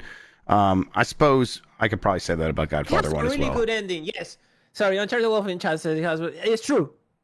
Yeah, Facts. I really like bouncing around the timelines and seeing how Yeah. everything relates. It's good See, stuff. I'm not a big fan of that either. Like Okay. I get it, like young him and Italy going back and forth. Cool. It's great. I think 3 is a little bit harsh. I would give it like 3.5, 4. Yeah. Actually, now that I think about it. But yeah, it's just I was like when I rated those, I didn't. I just recently watch it, but it wasn't like the day I watched it. Maybe if I rated the day I watched it, Yeah, I would have given it 4 stars. right. I need It to do was the like same. a week afterward, and I rated like one after the other, and in my brain it's like this is not near good as the first one. But yeah, Okay, so to summarize my argument against you, I'll kill you, Christian. There you go. oh fuck, not again. There we go. Vegeta897 says, those kinds of games where you almost have to crack open the wiki to get deep in from what you've seen or used, what are the best ones, or just a good experience you had looking something up on one. I'm impressed by how thorough some of the big ones are, like Minecraft, Factorio, and Bulbapedia. Oftentimes, I leave certain pages open in my browser as reminders or to-dos for something I want to get to or check out next in-game. Thanks. Yeah, a lot of JRPGs are like this for me. Very recently when I did Earthbound, that was a game. It's like, yeah, I should just have this like online guide open at all times. Actually, it's just sort of helpful. Even when I was playing through all the Final Fantasies back in the day, there was GameFAQs had great guides. There was like one guy who did a bunch of Final Fantasy game guides. It started with an A, his name I can't remember, but he had amazing guides for all of them, and I love just reading those. And I would kind of like read ahead to where I thought I was going to be my next play session, just to get a basic idea, and then of certain things to look out for. And then would kind of play that and then go back. It was good. It was fun times. Yeah, there was a recent game where it's like I was, I don't use guides very frequently. It's just the thing where growing up, I was like, oh, I'm too prideful to do this. It's definitely something I've softened on, but it's not my first instinct. And that's not like, oh, I still don't want to use them. It's like, no, I just don't even think to use them sometimes. So I was surprised recently when I did bring up a guide. I can't remember the game, and it was like, oh man, guides have really come a long way. Like I'm on this IGN guide and it's interactive, and here's a map you can click on, and you can like filter by just the stuff you're looking for. Was it Silksong? It was probably Silksong, yeah. Because people have made some good maps, interactive maps for Silksong It that was have been probably helpful. Silksong. Because it was probably when you were looking for the fleas, right? Because that's when I Yes. needed it. Yes, exactly. That's exactly what happened. Because I got down to the last couple, and I was like, I can't find them anymore. And so I'm like, oh, this is awesome. Wish I would have just done this a long time ago when I was playing that game. I wasted a ton of time. Anyway, I did that, and then I immediately was like, I don't need all this fancy shit. Just take me back to GameFAQs. I just want text and Control F, and I'll figure it out on my own. And I don't know why. Oh, I know why I felt that way, because I'm an old man. Yeah. But yeah, so I have been using GameFAQs a little bit more frequently, and I'm getting my AYN Thor soon. And again, one of the plans is a guide on the bottom screen, a game on the top screen, and just like going along in some of these other RPGs that maybe I wouldn't have beaten otherwise. Mark Sun says, with the Supreme Court set to possibly strike down many of Trump's tariffs this session, do you think Nintendo stays firm on the price of Switch 2 going forward into 2026? If the system gets less expensive to import, I was confident price hiking was coming, but now I'm less sure. Thanks. I mean, it's just tariffs are a massive problem and very unpredictable because of who has been behind them. And you kind of, so yeah, that's one thing. But let's say they were completely off the table. Let's say they became illegal to do tariffs. Even in that case, they're not going to lower the price. One, because every price increase a company makes is a hard-fought battle, and they never cede that ground. But then there's also just like other factors pushing prices up. RAM has like tripled or quadrupled in price in the last little bit. It's not going to get cheaper either. Like the RAM's going to be more expensive going through all of next year, and that's going to probably potentially cause more price hikes because it's that expensive. So there's no way that these companies lower the price unless it is part of a response to like sluggish sales or something like that. And really, even then, they could just do frequent discounts and keep the price kind of where it is otherwise. It's always something with this. We can't catch a fucking break. First was like the crypto shit. Was like the pandemic. Now it's the AI shit driving the RAM up because it's not the same RAM. It's not the same like the RAM that you use for AI. It's not the same that we use for. But the manufacturer is going to try to make more of the AI one because that's what they're putting on their investments. Wants. Yep, exactly. Yeah, so they're not gonna make as much as the RAM we need, so that's gonna drive the prices up. And it's like even if AI collapses, it's like well they did not make those investments when they had money. Now they don't have any fucking money, so it's bad. Yeah, fuck it, I hate it here, Chef. Yep. Help me. It's bad. I don't know what to do. Why is Mike laughing? Why is Mike smiling all the time? Dan's threatening me. He's posted a picture of him playing Mortal Kombat Mythology Sub-Zero on some handheld device in front of his infrared sauna thing. So you know, he's preparing my torture chamber essentially. Don't water bar people, please. I was just gonna say that. Thank you. Shout outs to Mike for being game for all this, because again, this does start to sound a lot like torture. So yep. Jace Pie says, I will say, at first, his first idea was like, will you beat Mortal Kombat Mythologies in the sauna? I know. And I was like, what are you talking about? I saw that. I like, sometimes I just let the conversations happen in notifications, and I'm like, I don't need to check in on this. I saw you be like, I don't remember how to speed run that game. I'm like, all right, that's Mike just saying no. So then when Dan was like, Mike agreed to this, I'm like, what? What he did? No way. That's crazy. And then I'm like, not to beat the game. Like, oh, okay, thank God. Beat Windu, have you and guys ever noticed that Dan's ideas for torture never involve Dan getting tortured? Well, of course not. No, of course not. And if it did, it wouldn't be fun for all of us because he would just whine about it. Yeah. Well, are we bringing back? Are we gonna do the that VR noobs and Love on a Leash thing together? Can we just make sure that he's the one who has to do that? Everybody, I have the file. That'll be nice. I have the file. It would be insane. It would actually be insane if that is a thing and anybody but him gets picked for it. I agree. Yes. And he's going to do his thing he always does, like, folks, if you want to give it to me, that's okay. I will accept it. Blah, blah, blah. He'll act like it won't bother him. It will bother him so much. Yep. Oh, boy. Okay. That was a good Dan impression, Mike. Good job. Thank you. Like, folks, James Pye says, if Illumination Nintendo make the wrong choice and not having Kazumi Tokata reprise the Yoshi voice, could we all live with Chris Pratt doing double duty for this one? He's so cool. Of course. Yeah. Of course we'd be happy if Chris Pratt was the voice of Yoshi. That's what I'm really hoping for. I just don't want to be greedy, you know? I want Chris Pratt to only be the voice of, like, Fat Baby Yoshi, which we better see Fat Baby Yoshi in here as well. It's maybe my favorite form of Yoshi. Yeah, I think there's a chance that we will get that whole life cycle happening, like when we saw the Xenomorph life cycle in Prometheus. Screaming Man says, hello, last of the Quanchis. I've been playing the classic Mortal Kombat on the Legacy Collection. Played through the original MK, unlocked a memory I had where at 4 years old, I played Mortal Kombat as Sub-Zero and spammed to win against Raiden and somehow pulled off Sub-Zero's spine rip fatality.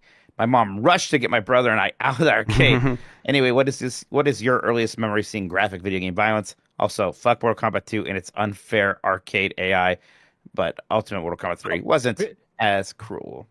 Oh, before you go, my mom will beat the shit out of me on Mortal Kombat all the time, and she will just like be ruthless at it. I need to play that game with my mom. Just show her and like remind me when I was a kid, she would just give me no mercy. That was crazy. I think we had a field trip to the local skating rink, the little arcade, and it was like one of the first times we saw Mortal Kombat 2. It was a Catholic school, so our principal, who was a literal nun, I think, unplugged the arcade. Oh, incredible! Unfortunately, but generally it was like just so exciting. It was funny because back when I was talking about being kind of like afraid of Mortal Kombat, which you think is an opinion I would share. I talk about being a coward as a kid. I thought Mortal Kombat was cool as hell. I loved Mortal Kombat. It was just it was a bit of a fad, and I was like super into it. I'm like, this is actually the coolest thing in the world. All I want to do is play Mortal Kombat. I think told the story before when Mortal Kombat 3 came out for home consoles, and we wanted our mom to get it for us. When she was like checking out, the guy at Best Buy cash register was like, "Who is this for?" Like implying that we were too young, and she was just, without missing a beat, was like, "It's for my son in college. I don't know, whatever." So I was like, "Okay, good, we still get it. Thanks, mom." Yeah, love Mortal Kombat. God, my earliest memories of like graphic violence in games. There was like an early, sort of Doom-like game in like the catacombs. Catacombs might have been in the name, and there was like a floating eye, and it really scared me. And when you would kill it, it kind of like squished and died in a bunch of blood, and that really stuck with me. God, man, actually, I think this might be it right here. I was just like looking it up. Yeah, I Let's feel like Mortal Kombat 1 is like the first one I can really think of. There's a lot of really bad, bloody, like early AOL Flash games kind of things where you would shoot Barney. That was a whole genre of video game there for a while. Yeah, I think it was Catacomb 3D. Yeah, that's it. Catacomb 3D. It really frightened me. Yeah, Mortal Kombat though was like the one where it's like, oh my god, this is intense. JD Camp says, "Hey Sean, Dan claims all the alt milks taste the same as regular milk. Can we get a milk challenge at Extra Life? This is like the Coke Zero thing." Oh no! Oh, it runs so much deeper than that. Why would you remind me? He did. He thinks all milk tastes the same. He thinks skim and 2% taste the same. When That's skim insane. may as well be water. That's insane. Now he was like, Insane. he did a good job, with the Cokes, and he came around and be like, you know what, I can tell the difference between this and Pepsi and all this other Yeah, stuff. I think he just says that, even though it's like, yeah, he's probably never had skim milk and whole milk close enough to each other for his bad memory to remember what That's the what one it even is. tastes like. Yeah, because that's Yeah. what it is for me. Like if you told me to explain the difference, it's like academically, I know that skim milk is watery, has more water content than whole milk. But like, remember what that difference is like. I couldn't really tell the truth and say I will be able to explain the difference beyond anything But academically. Okay. But here's the thing. He also thinks Baja Blast and sugar-free Baja Blast taste the same, and that's just insane. It's like your favorite Again, beverage. if How we can you gave think it the to one him- that tastes like Yeah, he would be able to tell the one difference. tastes like cough syrup. I How can know. you possibly think that? I The know. man's taste buds are cooked, as far as I know. Yep, that's true. Right. And input name here says AYN Thor update. Any experiences with DS/3DS games like Rhythm Heaven? Is Jeff going to play it in a sauna this weekend? Mine gets here Thursday, hopefully, because that would be right before the trip, and I would maybe have just enough time to set it up, because I would love to bring it with me. But you know, I don't have mine yet, and really, I like when we did the quick look, I had not even held the thing yet, so I was just kind of learning about it alongside everybody else, and then I got to use it very briefly, and then we were like leaving the next day. So I'm very much looking forward to getting mine. I will report back after that point. Toshi said, "I keep reading about the AI use in Arc Raiders, but I haven't seen any citation of a specific interview or dev blog saying this is how we are using Gen AI to create voice lines. I've seen it said that they're using real voice actors' work to generate new lines. I've seen that text-to-speech is used, and I've seen that they've used AI during the brainstorming phase. I'm not saying any of this is acceptable or good, but given how muddy the Arc Raiders conversation is, it seems really poor implemented AI disclosures that result in hot shots golf self-reporting for speed tree. Feels like the window for productive definition and clarity has closed outside the most egregious examples." Yeah, Whose fault is that? Yeah. Like they're the ones not being like wishy-washy about it, not answering the question. Why is that a thing? Yep. Why can't you just come out and say how you use this technology? If it's so good for like the the production pipeline and all that stuff, maybe it's not as good as they make it to be. Yep, they Because could solve this themselves. You're right. I think it's as simple as that. And because they haven't, I think that might speak some volumes.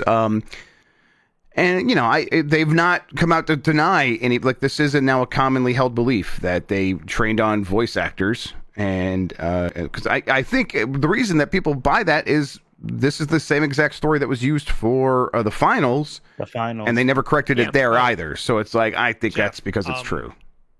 I did some digging because I please. wanted to be informed before getting mad about any of this. Yep. PC Games N did get an interview a couple of weeks ago. It says 2 weeks ago. So if people want to look that up, it says like the title is Arc Raiders dev, quote, "in no way uses generative AI whatsoever," yada yada. It's have a long title, but there is an interview in there where they talk about it, and the designer says the one they call out is that with the voices, it is an AI-powered text-to-speech system, and so that's where Right. the quote of is built into the voice actors' contracts that they voice the lines, but then is in the contract that they will use the AI text-to-speech to then create new voice lines instead of bringing them back in. So Okay. that's where that's coming from. All right. And then they are still a little cagey about other ways to use AI. They're kind of Right. saying, yeah, we use it to like accelerate the development. I lost the exact quote here. So they're still a little cagey about it, but that's where that one comes from. So it's still like, hey, you didn't have to do it this way. You kind of just stepped on a rake with this one. So maybe you just shouldn't have done it that way. Yep. Sounds about right. And you know what? Pivot. Your game's making $1 zillion, right? It's doing super well. Pivot right now and just Pay the hire people. those voice actors. Yep. Come in whenever you need to do voice lines. Yes, and the whole that's the difference. Also, I would like to make the difference between the machine learning stuff they use to train the robots. That's not AI. It's kind of AI, but it's not. They've been using that for. Yeah, I mean, it's the thing that came up with the LLM, but machine learning's cool. Yeah. Yeah. Machine learning stuff is cool. And to the people saying like, oh well, I saw some people saying like, well, the actors like they agree to that. It's like, yeah, but it's not like they have other option. Otherwise, they wouldn't hire them, to make the voices. So it's either doing that or just not having a job. And most people want to have the job, Yep. And again, not a they have good all the money in the world deal. now, so just pay them. Mike, you're muted. I sneezed and forgot I muted Yeah, myself. no worries. My concerns aren't just, protecting people like voice actor stuff. That's part of it. But it's, it's beyond that. It's just, I think that this stuff is going to be bad quality and kind of just lame in general, and I don't want you doing it. Yep. There's no reason to. All right. Tashi says, that's the one I just read. Next up is Bet Left Shrimp F. So, Mikey, did you fix that furnace? No. And I want to be clear. The only reason I was even thinking about trying to fix it myself finally it was because, I came home and the furnace wasn't working. It was cold in there. It was very cold. So, I called a couple places and they're like, oh, we can't get anyone out today. They're like, the one was like, probably can't get anyone out today. Wait a moment. And, you'll talk to our scheduling person, which I thought meant like I was going to be transferred. But then I realized, oh, they're going to hang up on me and that person might call me back later. So in that moment, I was like, can I just fix this thing right now? So I looked at it and I was looking up some things and I was like, I don't know if I should be doing this. So I just called more places and eventually found somebody who came over. The furnace actually kicked on 30 minutes before the person came here, but still, it's clearly a problem that it took that long. So he basically just cleaned it, the sensor and stuff like that. So I'm good to go now, and I did not burn down my house. Great. Lenny Cool Dick Denver says, hey, Mike, died repairing a furnace, Minotti and Jeff. About to play a 15-hour Blade round game, Grubb. Mm-hmm. What will Nintendo show at the Game Awards? I'm assuming they'll show a 30-second commercial for Kirby Air Riders in a sizzle reel comprising of scenes from that earlier commercial. Yeah, they never have much at the Game Awards. So, I think a 30-second commercial for Air Riders and maybe Metroid Prime 4. That'll be still a very new release. Probably a Switch 2 sizzle reel. A Switch 2 sizzle reel is what general. I'm expecting, yeah. And the movie. Some of the movie, for sure. Maybe some of the movie. Maybe Yeah, I a little guess bit, that's Mario possible. Galaxy 2 stuff. Yeah. Keeley would want that, yeah. Yeah, but nothing crazy for sure. Michael Riley says, coffee mugs are the metaverse of the kitchen. Always an eclectic collection of random ones together. Is that why you hate the Fortnite metaverse? Mike, I mean, I hate all sorts of metaverses and multiverses. Lots of things with verse at the end that I'm not a big fan of. Converse. It turns out. Hate the word. I'm sorry. I had to put this out, and I'm in terms of. I hate when motherfuckers say verse when they're talking about shows and stuff. They talk about a character, and they say like The Seinfeld verse or whatever. Verse. Yeah, okay. Yeah, Oh, they in just say this verse? It will be. Yeah, they should say verse, and I'm like, you motherfucker, say the whole word, mother. It's so crazy. Sorry. That is it's especially bad because that's like a Joss Whedonism, because that's how Malcolm Reynolds would talk about the galaxy in Firefly, like, oh, we got the fastest ship in the verse. So that's bad. It's fine. Sorry, Mike. Beef Hammer says, hey, Jeff and Mike. So you two know me for a while now. Hi, Beef. I like to just ignore people getting riled up by gaming news and enjoy my gaming. But I think I need to let out my feelings about the news cycle from a few weeks back. even if it makes me out to be a crying fanboy. And of course, talking about the release of Once Upon a Katamari, including on Switch 2, lack of coverage about it. But playing it and having a great time.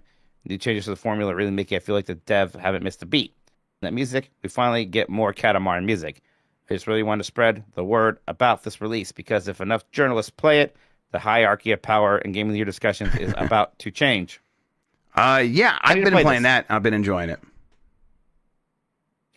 And I'm going to. I finally played Katamari this year, and I like it. So people have enjoyed this one, so I'm going to get to it.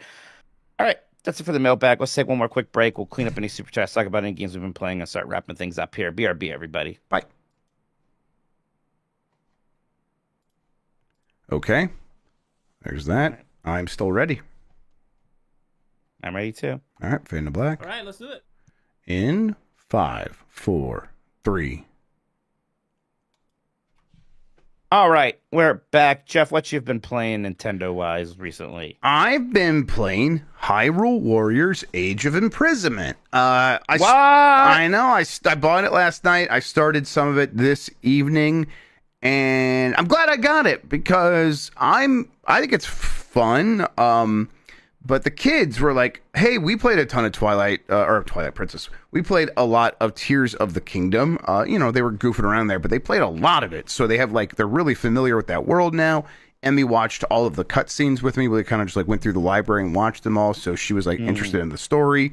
And if you were interested in the story of Breath of the Wild and then Tears of the Kingdom, and you want more and a lot more story, this game's for you.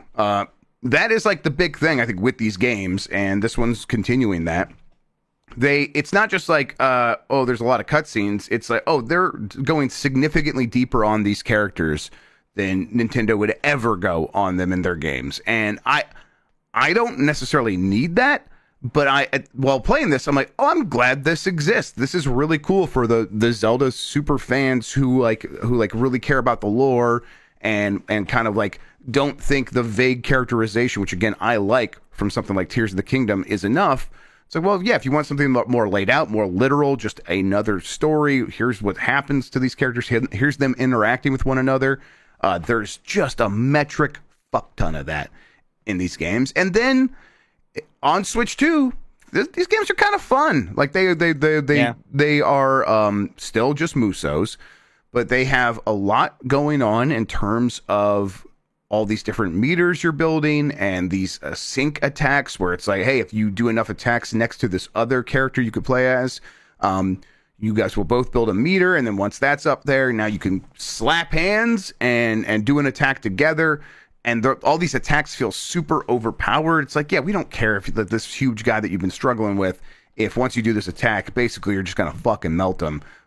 We're not worried about anything beyond that. We just want you to feel cool and powerful. And they deliver on that. And it super helps that the game runs at 60 frames per second. It looks buttery smooth, and I think it looks comparable to Tears of the Kingdom, Nintendo Switch 2 version. So yeah, I'm enjoying it. Am I going to play a lot of this game? I don't know, but the kids took the Switch from me, and they're continuing to play it. So I might kind of play alongside them, and maybe we'll kind of conquer it together. So yeah. Enjoying it, and glad I got it. Yeah, aside from just not being a huge Muso person, my biggest hang up about the Switch ones, the Fire Emblem Warriors and the Age of... I always forget the name of it. Age of Calamity? Age of Calamity. Yeah, Age of Calamity.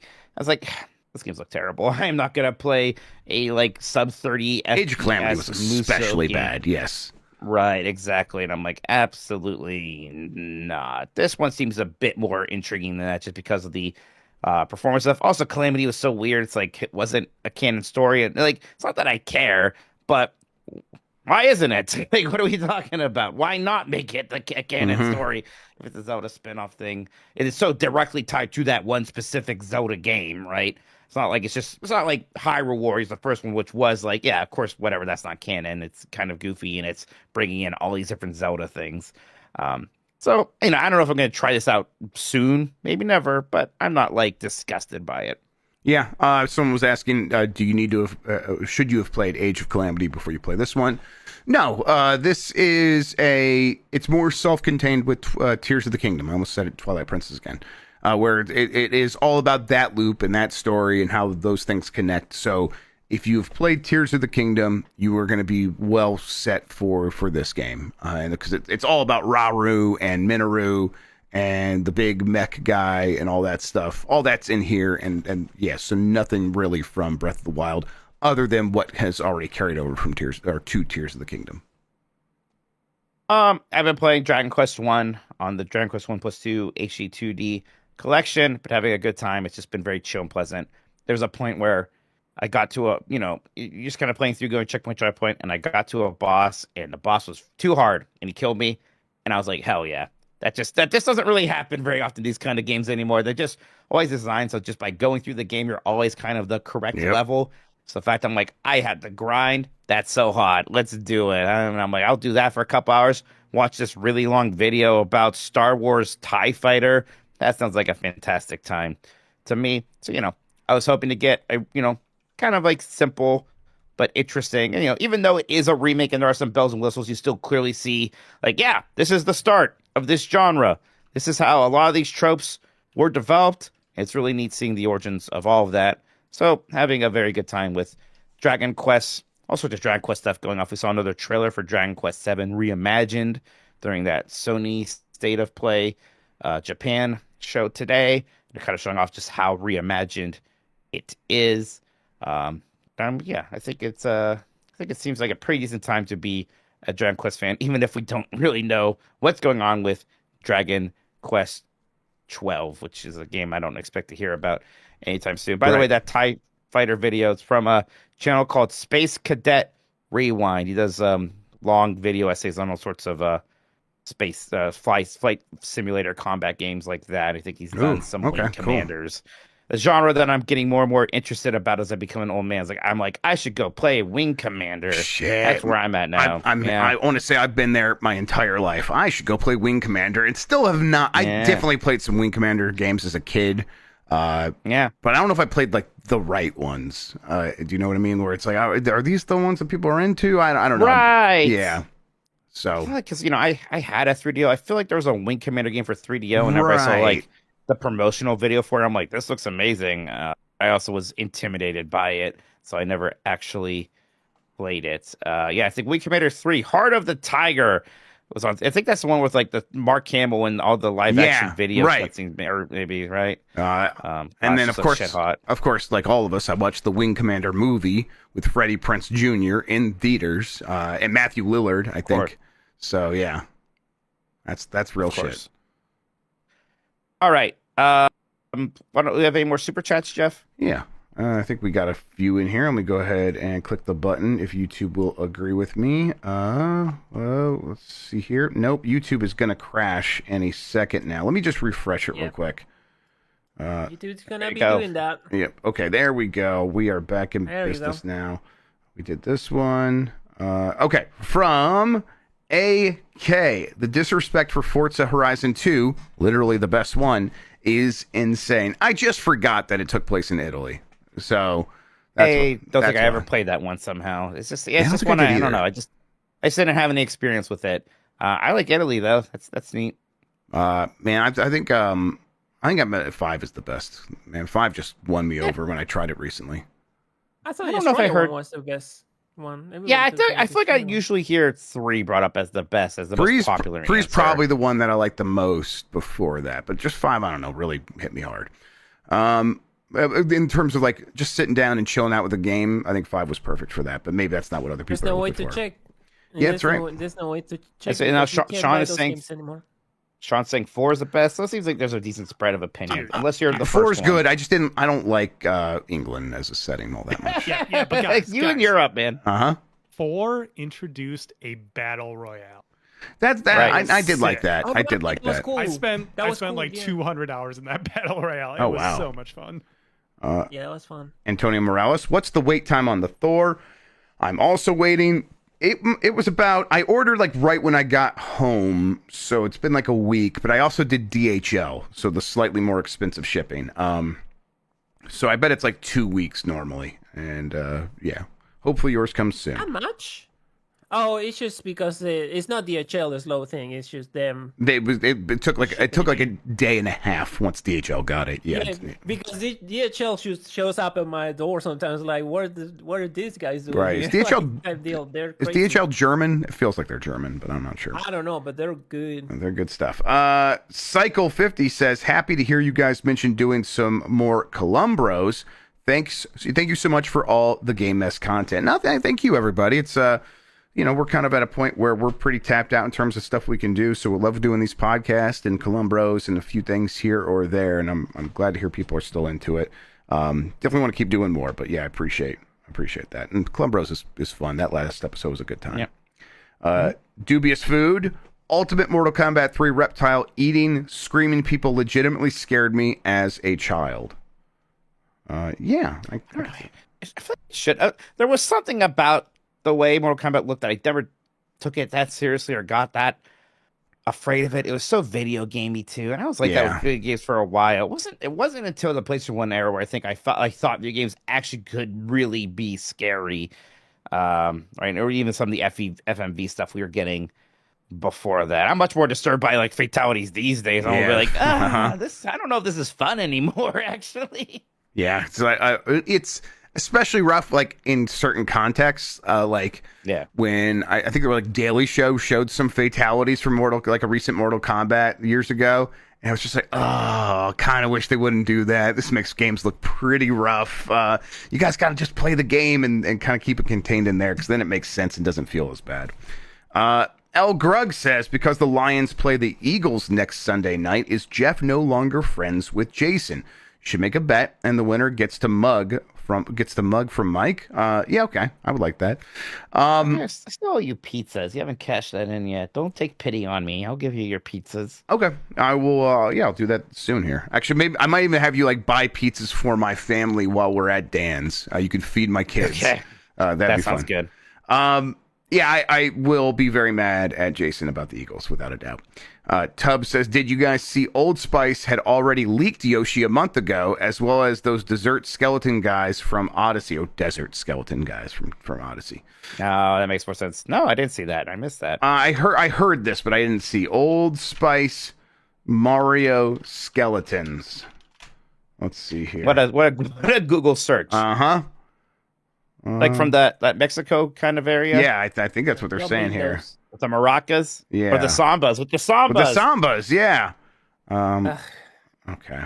Did Old Spice just leak a Mario movie, and it's a YouTube video? Oh, I see it. Look at this. He's behind Luigi. Yeah. My problem is that Yoshi render. I binged it by accident. Okay, let's see here. I knew you were being. Oh, yeah. I Googled it and got it right away. Yeah, Old Spice Mario and it's literally the same Yoshi render that is in the freaking cookie thing. So, yep, that is, Look at that. And that is just right there. He's right there by Luigi. There you go, then. Okay. Desert. It's called Desert Detour.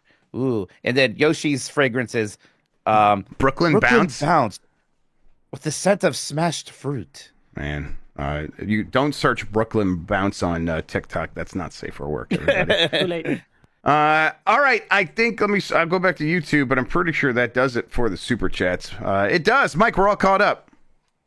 All right, thank you so much, everybody. We're going to be having some more stuff pop off on Giant Bomb. I know that Jeff's going to be watching this direct early. I'm going to try to join him if I'm feeling up for it. Again, feeling a little under the weather, so I don't normally like Mondays as it is, but or mornings. Mondays, whatever. Mondays or mornings, yeah. Yeah, but so we'll see. I'll try to join that. But yeah, we're gonna see this trailer soon. We got Jeff's got a new Blight Club game tomorrow. It's the Lightning round, so you want to be there for the reveal of his costume and his game. It's gonna be exciting stuff. And this weekend, Jeff and Sean and I are gonna be heading to Minneapolis for our Extra Life Marathon on Saturday. So this Saturday, everybody keep an eye out on Giant Bomb. We'll be going pretty much throughout that entire, main day there.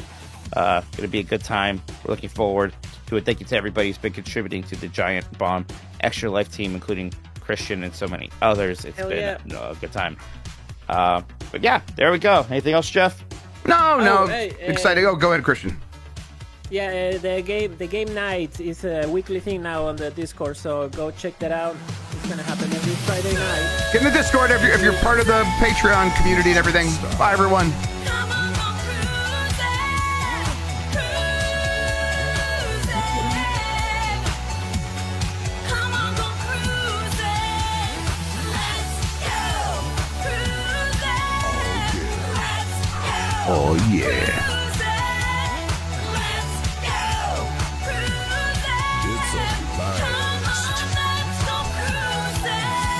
I beat it. I have to make precautions for butt stuff. Most people are beating it right now.